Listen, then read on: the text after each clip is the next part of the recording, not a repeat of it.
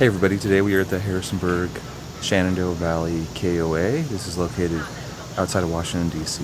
It's maybe an hour and a half, 2 hours from Washington, D.C.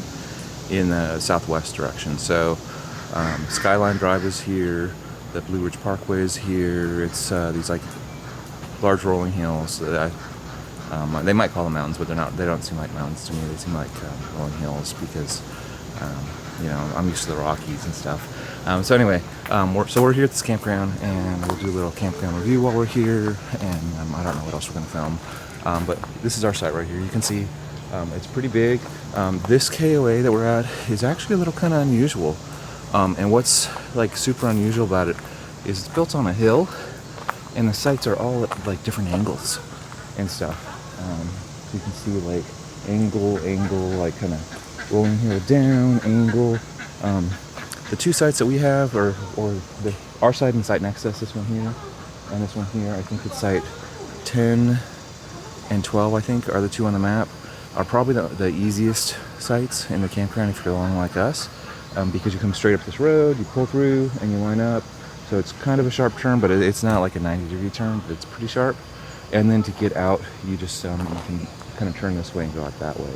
On most of the other sites, the turns are much more aggressive. And yeah, you hear the ducks in the background because they have ducks and chickens and all kinds of stuff going on here. I'm just going to kind of let you see our neighbors. You can see like they're kind of wedged in next to us. I mean, it's a pull through and stuff, but yeah, like I said, it's just really not symmetric, and I'm used to these symmetric campgrounds, which is totally fine with me that it's different. Then they have all these neat little signs. So you can see like they have the signage here, they have some signage there. Very, very unique signs. And then like the power is ran on trees. So this is going from basically like tree to tree to tree. They don't really have that many poles. So this right here is actually a tree. And even our 50 amp is on the tree. So, really, really like unique. So then the other thing to be mindful of, driving here, I didn't really film any footage of us driving here, unfortunately. When you get off the interstate, it's 4 miles off the interstate, you're driving through farm country. There was a sign that I saw on the interstate. It said something like, no vehicles longer than 30 feet beyond this point. And normally, I get really kind of upset when I see signs like that. But it's the only road to get to the KOA. And the directions on the KOA says that's the road that you take. And that's the road. Like, that is the road, the 30-foot road. And yeah, I can tell you, I went over that double yellow line multiple times. There were lots of really kind of sharp turns. And I would have been very, very uncomfortable if there's any traffic coming in the other direction. Because it wasn't really safe if you were longer than 30 feet. So I know why they have that sign there. So they do have bigger than 30-foot campsites like ours. And I guess it's okay, because you're just going to do the KOA and you're in farm country. So, I mean, most likely if you do encounter anybody in the other lane coming in the other direction, it's either going to be a farmer, and there's not that many farms around here, but I mean, it is farm country, or it's going to be another person coming from the KOA. So it's a low traffic, but yeah, kind of scary. So if you're a new RVer, this may not be the first place you want to go. But, if you're a little seasoned, this is probably fine. But just be careful of that. And like I told Kimberly, I would have like really, really, really been unhappy if I would have had to come here at night. Because I don't like crossing the double yellow line at night, and I had to, because otherwise I would have been off the road. The road here is so kind of like turny and narrow, and they have that sign. So this is our pool. If I remember right, it was a little bit on the cold side. It was not like heated, and we really, really like heated pools, just to be straightforward with you. But they did have all kinds of little games set up. You saw like they had the checkers there. From where they had chess. Now we are kind of posting this video way after when we were actually there. That's like a BOGO game where you have these like little kind of ropes on little balls that you throw. I mean, it was just so many little tiny amenities. The covered area with that they had up there, they were doing like painting, they did bingo, it was just like nonstop. It just felt like they always had some kind of activity going on. So it was really, really like a unique KOA because, like I said, it's cut out on this hillside, and they have all these like little tiny, unique, little tiny features.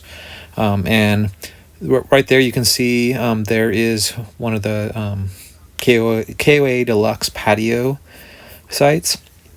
Now, as cool as it is being unique, I doubt that we would return to this place, to tell you the truth. It doesn't really meet our normal profile of campgrounds. We're really, really strange. We normally camp at the beach, or camp where there's a pool, or camp where there's a bar. And we would prefer if it was even an adult only campground, as weird as that sounds, because we don't have kids, and we kind of like the party atmosphere a little bit more than we like the kids running around everywhere atmosphere. But if you have kids, they would probably love this place. It is very, very, very much oriented toward family camping. The other thing is, with where its location is, it's kind of like I was saying, in the middle of nowhere.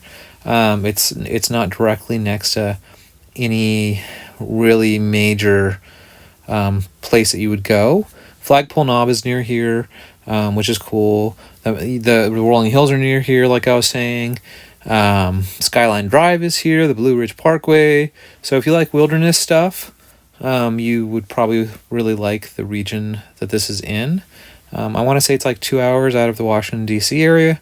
And we lived in this area for 16 years, so I guess that's probably part of the reason why we wouldn't really be attracted to this place. I did kind of rant a little bit about getting here, and I did rant a little bit about parking, but we have been in far harder places to get to and far harder places to park. So it wasn't like impossible to get into. But with that said, we did have one of the longest sites. There we are on the right. One of the longest sites in the campground. So why did we come to this campground? If there was nothing really in the area that is, our thing. We came here because it was on the way to where we were going, and because where we were supposed to be, which was Bull Run, was having power problems, and we basically had to leave the Bull Run campground to come here. So that's what happened. Just being honest with everybody. Hopefully nobody else had that kind of situation where they had to abruptly leave where they're at and move on. So that was the situation. And I hope everybody has a wonderful evening.